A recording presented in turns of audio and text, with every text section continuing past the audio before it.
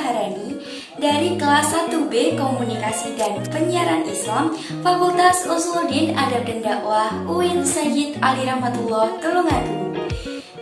Di sini saya akan menjelaskan sedikit tentang sholat yang merupakan salah satu tugas dari Bapak Ahmad Sadat selaku dosen mata kuliah Fikih Ibadah. Semoga bermanfaat.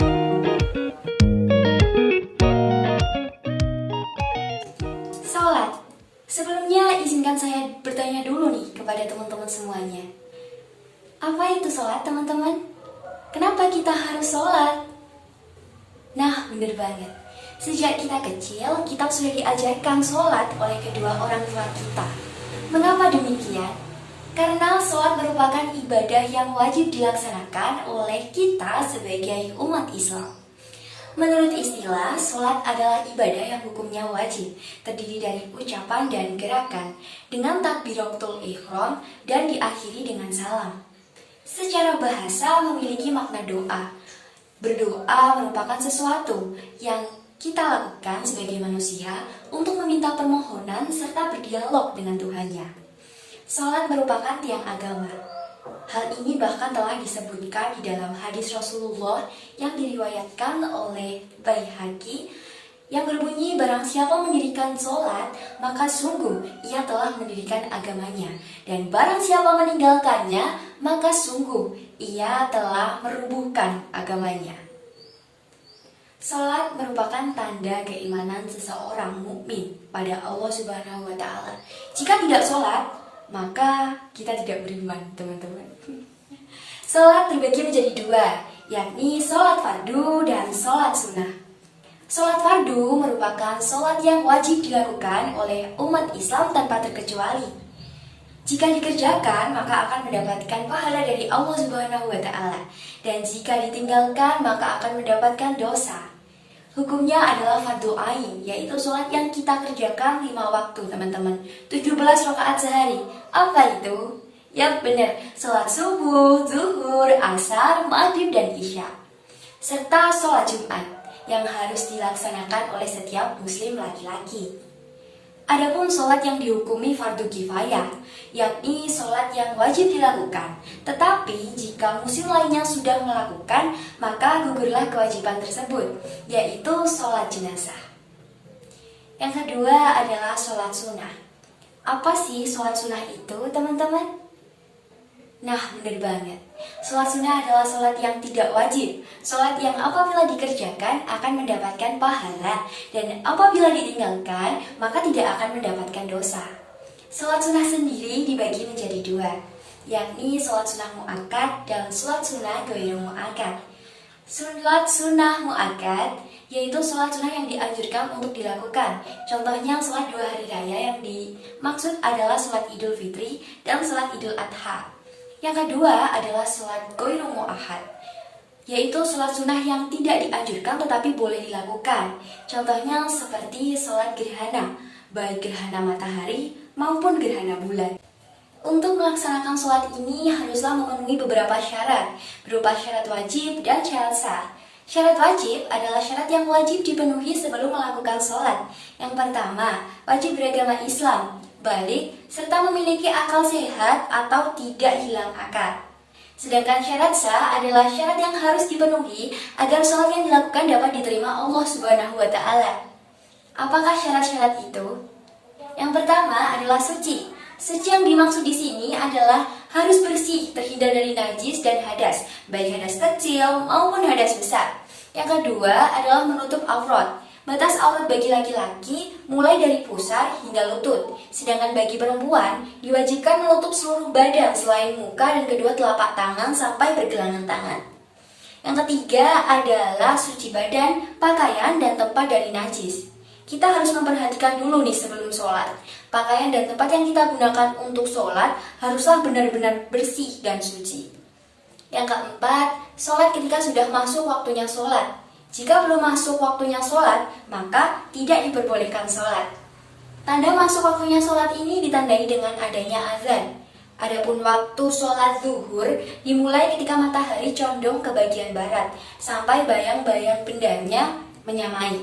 Waktu asar tiba ketika sholat zuhur telah habis, sampai seluruh busur matahari terbenam di ufuk. Waktu maghrib dimulai ketika matahari terbenam, sampai teja merah lenyap. Waktu isya dimulai ketika teja merah lenyap, dan waktu subuh dimulai ketika terbit fajar shodiq. Ingat ya teman-teman, fajar shodiq bukan fajar kadhib, sampai matahari terbit. Yang kelima adalah menghadap ke kiblat atau menghadap ke arah Ka'bah. Boleh tidak menghadap ke kiblat ketika kita melakukan sholat dalam keadaan perang dan ketika perjalanan jauh di dalam kendaraan. Yang keenam, haruslah mengetahui dan urut rukun sholatnya. Adapun rukun-rukun sholat, yang pertama adalah niat. Niat ini harus dilakukan ketika takbiratul ihram, lalu meniatkan dari hati, bukan hanya sekedar ucapan lisan. Terdapat rukun niat dalam sholat, yaitu niat sengaja. Sholat apa yang sedang dikerjakan, berapa rakaat fardu, dan karena Allah Ta'ala. Itu adalah beberapa kalimat yang harus ada di dalam ketika kita melakukan sholat. Selebihnya adalah sunnah. Jika kita melafalkan niat menggunakan lisan dengan bahasa Arab, maka sebaiknya kita melafalkannya sebelum takbiratul ihram. Yang kedua adalah berdiri bagi yang mampu. Berdiri adalah kewajiban untuk melaksanakan sholat, tetapi bagi yang sehat dan tidak cacat. Jika tidak bisa berdiri, maka kita diwajibkan sholat dengan duduk. Jika duduk tidak bisa, maka dapat melakukannya dengan cara berbaring. Dan bahkan jika berbaring pun tidak bisa, maka kita dapat menggunakan isyarat dengan kedipan mata saja. Pada intinya, kita dapat melakukan sholat apapun keadaannya. Yang ketiga adalah takbiratul ihram. Takbiratul ihram merupakan takbir pertama yang dilakukan dengan niat sholat. Yang keempat, membaca surat Al-Fatihah. Dalam membaca surat Al-Fatihah ini haruslah keseluruhannya dibaca. Tidak boleh ada yang hilang salah satu hurufnya. Jika hilang, maka tidak memenuhi rukun sholat. Yang kelima adalah ruku. Ruku dengan tumakninah. Maksudnya tumakninah di sini adalah berhenti sebentar. Kira-kira kurang lebih 1 kali bacaan subhanallah. Jadi tidak boleh tergesa-gesa. Ketika ruku langsung melakukan iktidal, itu tidak boleh. Harus tumakninah terlebih dahulu. Yang keenam adalah iktidal dengan tumakninah. Sama seperti ketika kita melakukan ruku, haruslah tumakninah. Yang ketujuh, sujud dengan tumakninah. Yang kedelapan, duduk di antara 2 sujud atau duduk iftirosh dengan tumakninah. Yang kesembilan, duduk tasyahud akhir. Dan yang kesepuluh, membaca bacaan tasyahud awal. Bacaan tasyahud awal yang wajib dimulai dari at-tahiyatul mubarakatuh sholatu thayyibatulillah sampai dengan wa asyhadu anna Muhammadar Rasulullah. Yang ke-11 adalah membaca sholawat. Adapun bacaan sholawatnya yaitu Allahumma sholli ala sayyidina Muhammad. Yang ke-12 salam. Salam pertama sifatnya wajib, maka harus dilakukan. Berbeda dengan salam yang kedua, sifatnya sunnah. Yang ke-13 adalah tertib. Tertib yang dimaksud di sini adalah tertib yang harus melakukan rukun secara urut. Tidak boleh jika kita melakukannya secara acak maupun random. Di dalam sholat terdapat sunnah-sunnah di dalamnya. Adapun sunnahnya terbagi menjadi 2 bagian, yaitu sunat abad dan sunnah hayat. Sunnah abad adalah sunnah yang jika ditinggalkan maka disunahkan melakukan sujud syahwi. Sujud syahwi merupakan 2 sujud yang dilakukan oleh orang yang sholat untuk menggantikan kesalahan yang terjadi di dalam sholat karena lupa maupun karena apapun itu. Sedangkan sunnah hayat adalah sunnah yang jika ditinggalkan tidak disunahkan melakukan sujud syahwi. Adapun sunnah abad ada 4. Yang pertama adalah duduk tasyahud awal dan membaca bacaan tasyahud. Hal ini berlaku bagi sholat yang rakaatnya berjumlah 3-4 saja. Yang kedua adalah membaca sholawat ketika tasyahud awal. Yang ketiga adalah membaca sholawat kepada keluarga Nabi ketika tasyahud akhir. Yang keempat, membaca doa qunut. Doa qunut ini sering dilakukan ketika dalam keadaan i'tidal pada sholat subuh ataupun sholat sunat lainnya. Kemudian, jika seseorang lupa ataupun ragu di dalam sholatnya ataupun rukun sholat, maka ia disunahkan juga melakukan sujud syahwi tadi. Kemudian, yang kedua adalah sunnah hayat. Ada 15. Yang pertama, mengangkat kedua tangan ketika takbiratul ihram. Yang kedua, mengangkat kedua tangan ketika hendak ruku. Yang ketiga, mengangkat kedua tangan ketika bangun dari ruku atau iktidal. Yang keempat, meletakkan tangan kanan di atas tangan kiri ketika berdiri setelah takbiratul ihram. Yang kelima, membaca tawajuh atau membaca doa iftitah. Yang keenam adalah membaca ta'awud. A'udzubillahi minasyaitonirrajim ketika membaca surat Al-Fatihah. Yang ketujuh, membaca bacaan Al-Fatihah dan suratnya di dalam tempatnya. Di mana tempatnya? Yakni di rakaat pertama dan kedua sholat maghrib, isya, subuh, jumat, dan hari raya. Yang kedelapan, melirikkan bacaan Al-Fatihah dan suratnya di tempatnya, yakni pada selain sholat atau rakaat yang disunahkan untuk mengeraskan bacaannya. Yang kesembilan, membaca amin setelah Al-Fatihah. Yang kesepuluh, membaca takbir ketika hendak naik dan turun. Yang kesebelas, membaca sami Allahu liman hamidah, Rabbana lakal hamdu dan tasbih ketika ruku dan sujud. Yang ke-12, meletakkan kedua tangan di atas kedua paha ketika duduk tasyahud dan membeberkan tangan kiri dan menggenggam tangan kanan kecuali jari telunjuk.